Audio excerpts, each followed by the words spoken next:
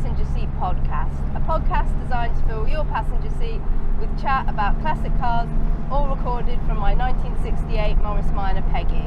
I'm Becca, and today we're going to go back in time a little bit.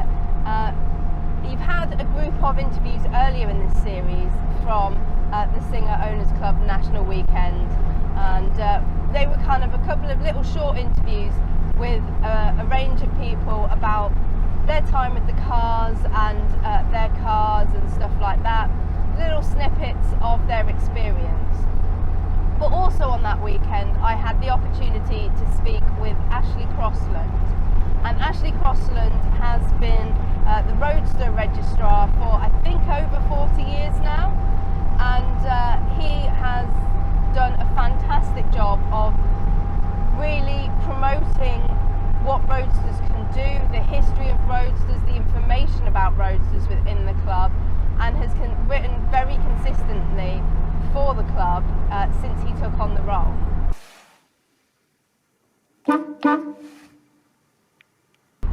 I think Roadsters are a much underrated car for people who are interested in something within open top motoring. A lot of people think to get that really classic open top motoring experience, you need to look at something pre-war that comes with some of the nervousness and eccentricities that pre-war cars come with. But the Roadster, as far as I'm concerned, is a real hidden gem. It's a car that is a four-seater, so you can take your friends along, which again is quite rare for a little sports car kind of thing. It's post-war, so it's got that four forward gears with synchromesh on all except first. Some of the later ones have got incredibly good engines. I mean, all of them have got good engines, but the later ones have got engines that were designed to power much heavier cars, so you can get some decent running speeds out of those engines, and they're just great fun. And so if you've always kind of craved that open top pre-war experience, for me the Roadster has been massively underrated as bridging that gap between those who are comfortable driving 50s and 60s cars, wanting to get into and try out some of those earlier cars and get that experience.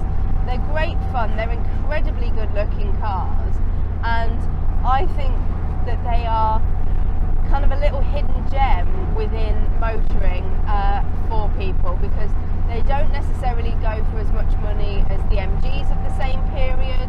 They've got a great support network within the club. They have a fantastic collection of Roadster spares within the club that mean that they are well supported. And of course you've got the fantastic Ashley, who is able to advise and has a vast back catalogue of articles that, if you can get your hands on, will be invaluable to Roadster ownership. But also you've got Ashley on the end of the phone for any issues that you do end up coming across. So they're great little cars, and I really wanted to spend some time with Ashley at National Weekend, talking to him a little bit about the history of the cars, a little bit about the usability of the cars, why he loves Roadsters so much, and why he thinks you guys should be more interested in them. And so I hope you really enjoy my chat with Ashley. He was fantastic to speak to, and like I said, if you do end up being interested in them, getting hold of a few back issues of the Singer Owners Club magazine, and the club will hopefully be able to support you with that, as they are working to digitise a lot of their archive at the moment. You'll be able to just see the wealth of knowledge that really is had about these cars. I mean, the club's great for so many different things, and so many of their cars have fantastic support, but I did want to just spend a bit of time highlighting the Roadster.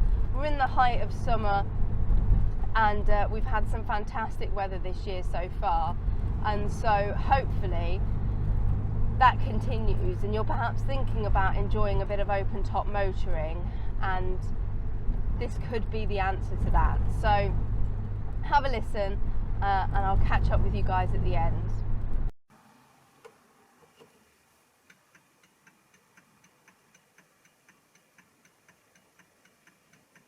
I'm joined by Ashley Crossland, and you have been the Roadster Registrar for quite some time. How long have you been the Roadster Registrar? Can you remember? Well, she hadn't asked me that. I think from about 1977 or something like that. We got a first Roadster in about 1975, I think it was. And within 2 or 3 years I'd been asked to be Roadster Registrar. So, gosh, it's a long time. Yeah. What was it about the Roadster that appealed to you when you were buying your first one? Well, quite by accident, really, did we get a Roadster. My father had a pal who we'd seen one night, and said he'd got this old car, and I said, what was it? Was it for sale? How much did he want for it? And he says, oh, I don't know. And it was a Singer Roadster. Yeah. And it was for sale, and I thought, oh, that looks nice, you know. Yeah. Sports car, open top, you know. So it was quite by accident, really. I don't know that I was looking for a really old car, but it just came along and that was it. Fell in love with it, and the rest is history. And they're quite unusual sports cars in the fact that they're a four-seater. There isn't a lot of kind of open-top motoring where you get the back seat, is there? That's right. You can take a couple of kids or a big picnic camper, and there is a spare boot as well. So, yeah. So you're not stuck for space quite like you are on some of the other Singers, popular as they may be. Yeah. A lot of people do see the Roadster as a far more practical car. Yeah. The engines grew up a bit as well. 1074cc was the early cars, and then they took the 1500cc out of the SM 1500 saloon that came along post-war, squeezed that into the bonnet, and that makes quite a nice long-legged car to drive and enjoy. Yeah. And what was the run of the Roadsters? They started pre-war. 1939 Singers came out with the Roadster, and it ran into the early days of 1940. Yeah. Even though the war was going then, but they'd had some cars in production, and I think they just finished them off and sold them. So 1939, the car was really put together, if I dare say so, as a bits and pieces car. Yeah. This scuttle is like the 1936 Le Mans absolutely. scuttle. This is very familiar to me, yeah. Different shape of dials, but the actual Yeah. two-hump scuttle is pure Le Mans, which sets the shape of the doors. Absolutely, at least yeah. the front of the doors. These doors are a bit longer, a bit wider than a Le Mans, but nevertheless, you know, the front shape is the same. Yeah. Singer's popular car at the time was a Bantam Saloon, so they pinched the front wings off a Bantam. The back body is new. Yeah. Singer's designed a back body with a boot on, and that is in aluminium over a wood frame, so it's quite easy for the panel beaters and at Singers to have done. So most of the car is bits and pieces pinched from other Singers, including the engine then that came out of the Bantam saloon car as well. Yeah. And the car was an instant hit. You know, people saw, well, that's a nice practical car, open top motoring, quite a decent back seat, even a boot as well. Yeah. So it was so popular that this car was reintroduced after the war, and it ran on to 1955 was the last ones that were made. Yeah. When Roots took over the company at the end of 1955, beginning of 1956, they'd got one or two of these cars still in stock. Yeah. So there could have been some cars sold as Roots Roadsters, when in fact we all associate them as a Singer Roadster. Yeah, absolutely.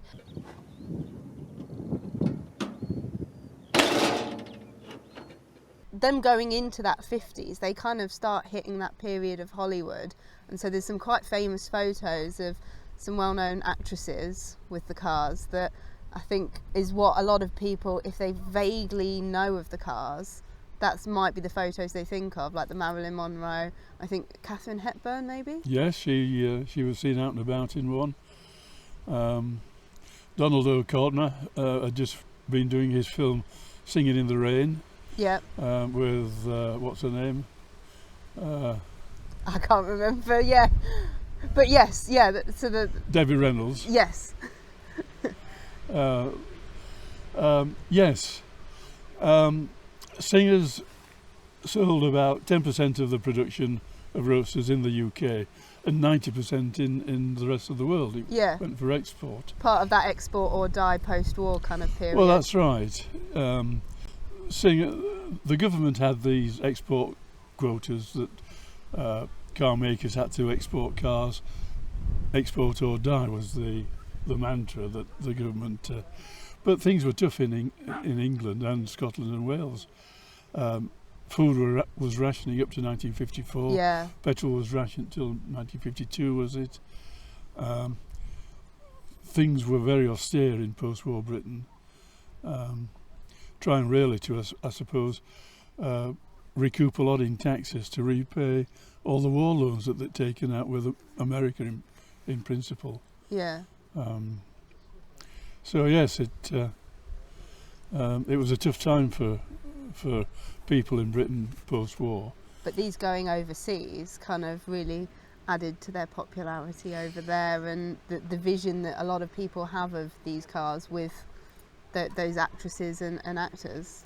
That's right, and racing, because in America, where road racing was quite popular after the war, these cars held their own against the MGs and Porsches and other cars of that ilk. And that's great, because I didn't really think. You think a lot about like the pre-war Le Mans and the Nines racing, but you don't really necessarily think about so much these guys being popular in the racing as well. That's right. In America, they'd got one or two airfields left over from the wartime years. War had stopped, so they didn't quite need these airfields as much as they needed them previously. And they were very handy for running races, and they didn't have concrete barriers in those days. They just had hay bales to mark out chicanes and corners and where you needed to go. So if you missed a corner, all you did was, rummage through some hay bales and get some hay in your hair, and then you were back on the course again, and away you went. So you didn't do very much damage to your car, not like a modern car where there's Armco and concrete barriers about. So they were very popular, and there's stories about young men, family men, running around in the car during the week, and at the weekend they took it to a race meeting, raced around a bit, and went home and got the car ready for the next time it was due out. So they were very, very popular for doing that, and as I say, they held their own against the MGs, partly because of the aluminium lightweight body construction. Yeah, absolutely. And the big engine with the 1500cc engine, that was 250 cc's more than the MGs of the day, which would have had the 1250cc engine.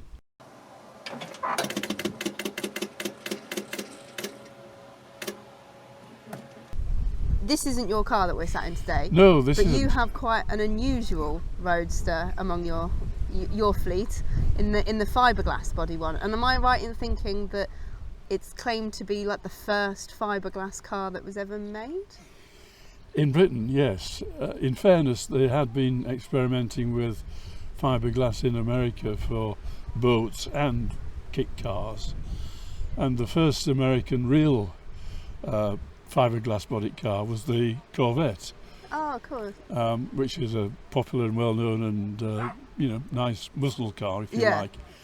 And virtually at the same time as the Corvette was launched, at the next motor show, the Corvette came out about 2 or 3 months before the SMX Roadster, which was launched at the 1953 London Motor Show, and I've got the last remaining SMX Roadster, fiberglass bodied. The first one was left-hand drive that was shown at the motor show. What that happened to that, I'm not quite sure. Mine is number 2. That's a right-hand drive, and it's never ever been a left-hand drive. You know, you can look on the bonnet and see and it's never ever been left-hand drive. SMX Roadster number 3 went to the Bahamas, and that was a right-hand drive car as well. And they drive on the right-hand side because the Bahamas is a British colony or protectorate, or I'm sure anyone viewing this will know what the right designation is. But left-hand side of the road they drive on in a right-hand drive car. Although I think there's a lot of left-hand drive cars there because they get a lot imported from America. However, and number 4 car went to Northern Ireland, and there are details about that car being in Northern Ireland, and it ended up in a scrapyard, unfortunately, without anyone really recognising its true worth and value. Yeah, and how long have you had yours? I've had mine 10 years, which was unfortunately when my pal Bill Haverley died, and he wanted the car to come to me, which I was very, very pleased to take on because of its uniqueness. It's got the same engine, same chassis, same gearbox as a normal Roadster, but inside it's a bit bigger. Here in the cockpit, because the doors go to the edge of where the running board is, you've got like 6 inches more space this side and 6 inches more space like that side. So you've got a bit more elbow room, which is very nice to have. And because of that, the footwell where your feet go on the pedals, the pedals are a bit better spaced out. So the SMX Roadster drives just like a normal Roadster, but because of the new body that it has on and the extra bit of space on the inside, it's where Singers would have taken Roadsters to the next level, I'm sure. So why didn't they? Good question. Find Mr. Singer of the day. Singers were struggling a bit financially, I suppose. It's right on that cusp of them kind of being bought by Roots, I guess, and so. That's right. And if it wasn't something that Roots wanted to take on, then perhaps that contributed to it. Well, the 53 Motor Show was where the Roadster, the SMX Roadster, the plastic Roadster, was launched, and that's when they lost their American distributor, a chap called William Vaughan, who ran the New York part of the business, and they had an offshoot in California called Vaughan Singer Motors, run by his pal Monroe Gretzky, and he ran the West Coast side, and William Vaughan ran the New York and that side. William Vaughan was a very successful distributor of Roadsters. In fact, up to the time, he'd sold 1/3 of all the Roadsters that had been built. So America was enamoured with the Roadster. We've talked about the celebrities, or at least you have, Marilyn Monroe, but the public were loving them as well. And the public were loving them as well. They were winning races as well. So very, very popular in America, as proved by William Vaughan taking 1/3 of all Roadster production. The reason why he gave up or fell out with Singers isn't quite known. There are 1 or 2 theories which perhaps won't bore you with now, but if you've read back issues of the Singer Owner magazine, you'll find them in there. So losing 1/3 of your production was immediately reduce the numbers of Roadsters sold. Also, again cutting down Roadster sales was the fact that Australia and New Zealand had put up some tariff barriers to importing full cars into Australia and New Zealand. They were facing austerity problems, I suppose you might say, balance of payments problems. It's all right importing stuff as long as you're exporting stuff to match the value, and if you're exporting sheep and you're importing cars, quite different values. We measure cars in horsepower, not sheep power, but so a lot of cars that would have been going to Australia and New Zealand, again, that cut down the numbers. If you look at the numbers sold, and again, don't want to bore you, but in the last couple of years, there were only 45 Roadsters sold in Britain. Yeah. They were still taking cars abroad, but I suppose it was clear that Roadster sales were declining fast, and with it, the profits from those sales were not there to keep Singer afloat. It's another story that the SM1500 front end wasn't popular, allegedly. I don't know that it was that bad, and they came out with the Hunter, which was meant to revitalise the fortunes of that big saloon car, and that looked a lot nicer, a lot more English than the SM1500 saloon. But it wasn't enough to keep Singer afloat, I don't think. Yeah. And as you've remarked, end of 1955, Singer were losing money, and there was this deal to sell them to the Roots Group. So that happened, and Roots Singer in that sense, another phoenix job, rising from the ashes. In the past, previously, Singer had always been resurrected and stayed as an independent company, but now it was part of the Roots Group, which was another of the marks that they had on their books. Hillman, Humber, Sunbeam Talbot, Comma, Carrier, and in fairness, Roots did a good job. They came out with some new Singers, which sold very well. In reality, they sold a huge number of Roots compared to the number of cars that Singer had been selling. Yeah.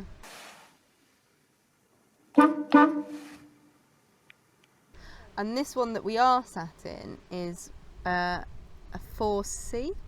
It's a 4AC, yes. Which is quite unusual. Yes, it's rather special in that sense. It looks very much like a normal Roadster, whether it's a 4AB or a 4AD Roadster. 4ABs had a 1074cc engine. The 4AD had that 1500 engine that we've just been talking about. And this was really a mid-size engine. It was really the 1500cc engine, but smaller pistons to give it a smaller capacity. I think we'd got a leftover from the days when bigger cars cost more to insure and more to tax. So a 1200cc engine, which is the 4AC, 1200 might have seemed a goer for Singer, but in reality the general public didn't want to pay the same price for a 1200cc car as obviously they would pay for a 1500cc car.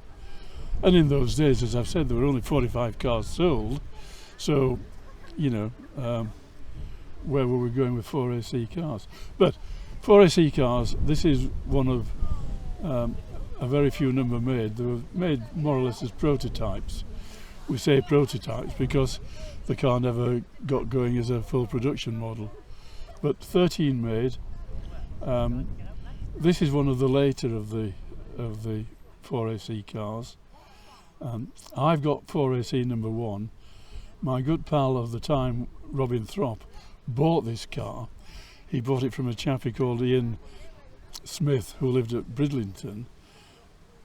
And I remember seeing Robin on the day that he bought this car, and he'd brought it over to Huddersfield, en route to Huddersfield. And he was as pleased as punch to get a 4AC car because of its rarity.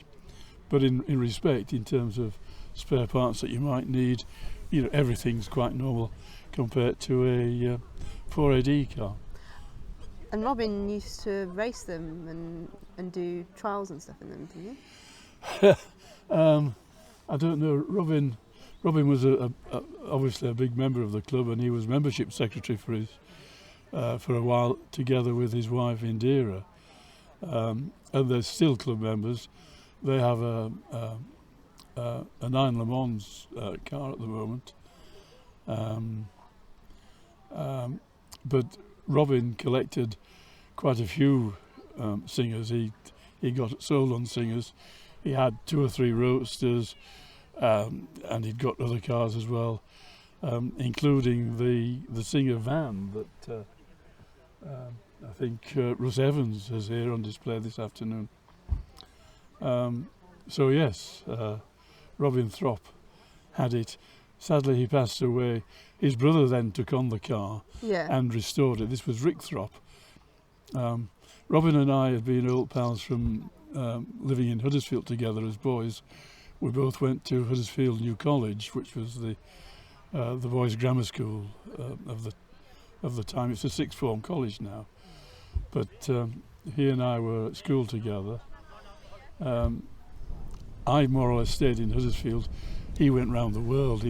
He's worked in America, in Belgium, and had a different career to the one I embarked on. So did you both kind of gravitate to Singers separately, or did it kind of happen just by coincidence that you both ended up liking the Roadsters? Well, I took him out for a spin in my red Roadster, and he thought, "Oh, this is pretty good. I'll have to look out for a Roadster." And the next thing I knew, he'd bought a red and black Roadster called Radish, which was popular in the club for a while.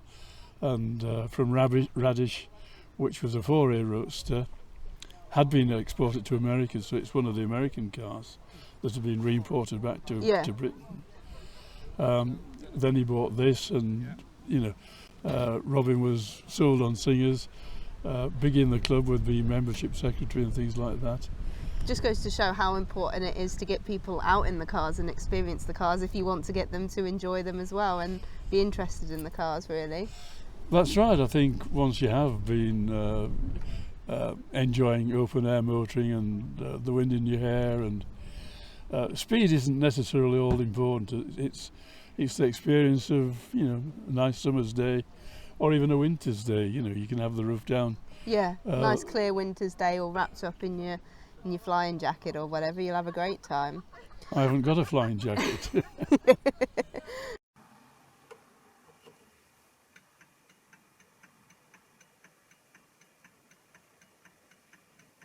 Been writing quite prolifically for the club magazine about Roadsters kind of ever since you took over the role. What is it about the Roadster that inspires you to write so much?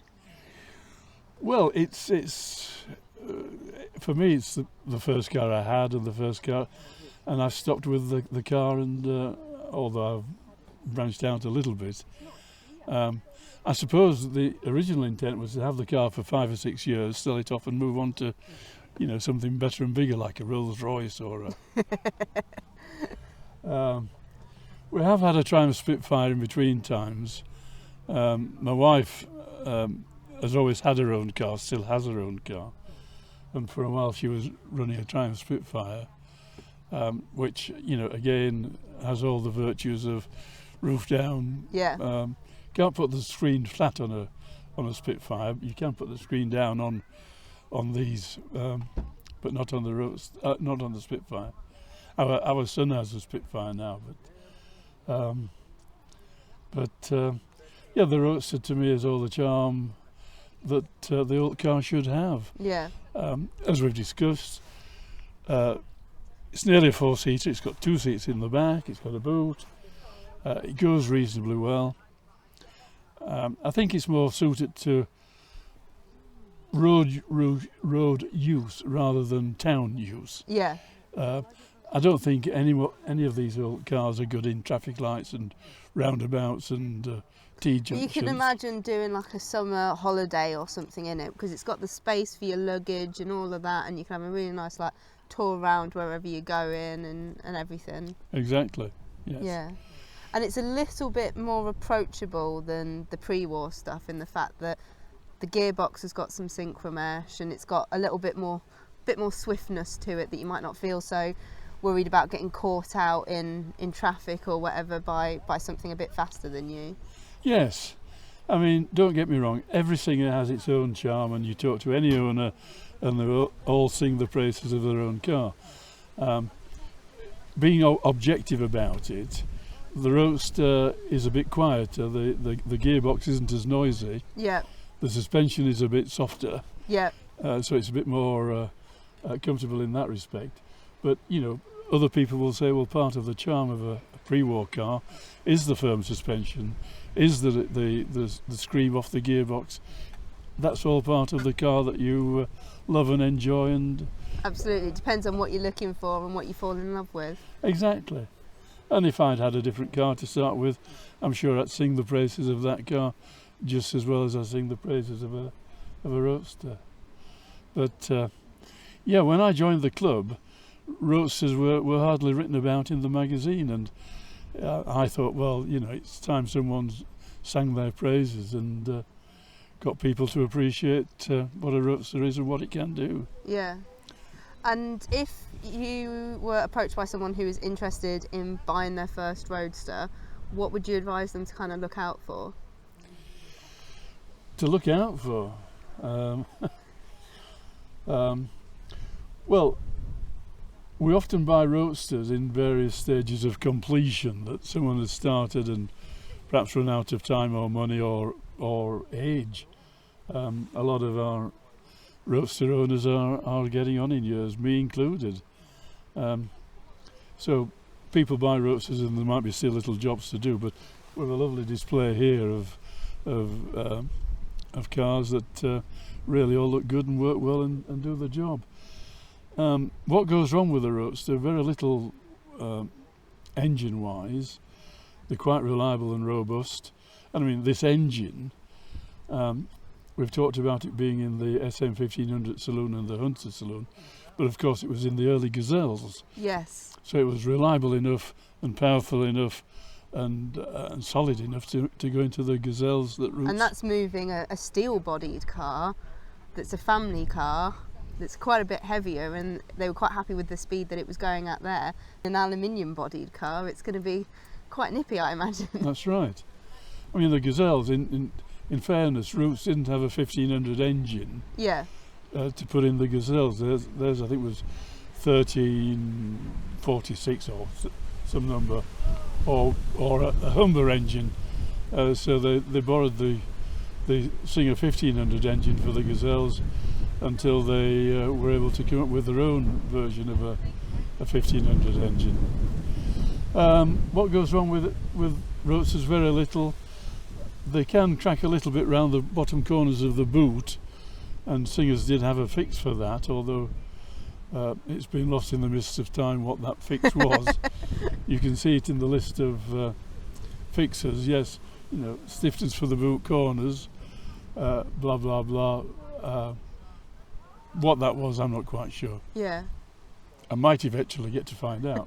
But, We've been doing quite a lot of research on finding all sorts of information about them. Even now, you're not only finding new stuff to write about, but new information to consider, because you've been doing a lot of articles about like the interior colours and carpets and stuff like that.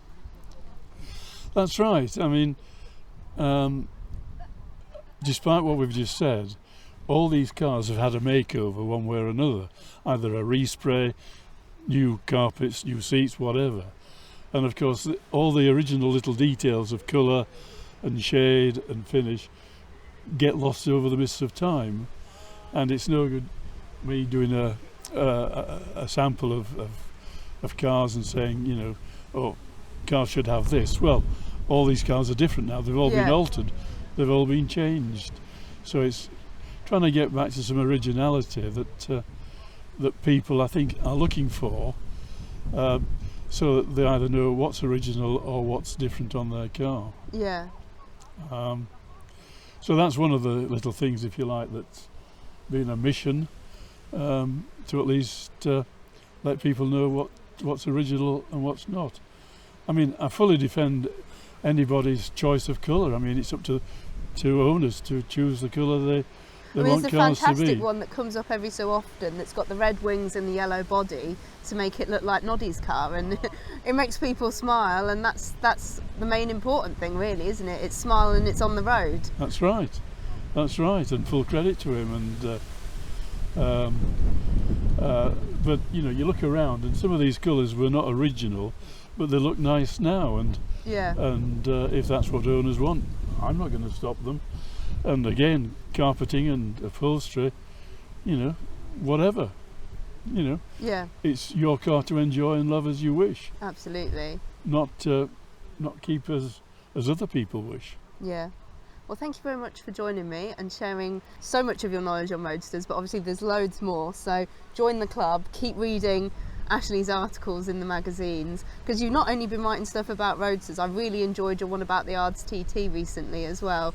That was fantastic. So you've got a wealth of knowledge that you keep imparting, so we're very grateful for that. Well, the arts thing again is indicative of what we're trying to fight with cars. That, you know, stories and lies and truth get mixed together, and a new reader can't be quite certain what happened in the past. Yeah. And I hope I've been able to put some of the records straight there. Yeah, it's been great. But thank you for these teachings that you keep doing, and thanks to Rebecca. So, you know, on behalf of everybody who watches these podcasts, thank you very much. No, thank you. And enjoy the rest of your afternoon. You too. You find someone else to... Yeah, I will. to ambush and trap in a car.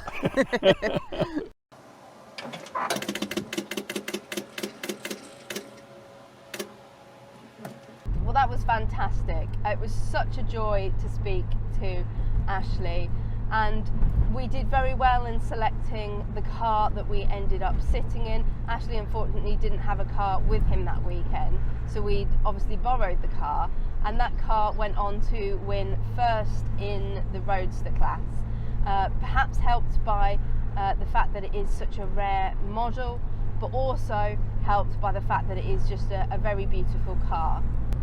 I hope that we've done a good job of persuading you of just how brilliant these Roadsters are, and perhaps you'll consider adding one to your fleet, or perhaps we've just convinced you of how brilliant the Singer brand is, and perhaps you'll consider looking into which of the Singer fleet could work well amongst your group of cars, or perhaps as your first car. Be sure to check out the Owners Club on social media and on the website to find out more about what's going on and to find out about joining up.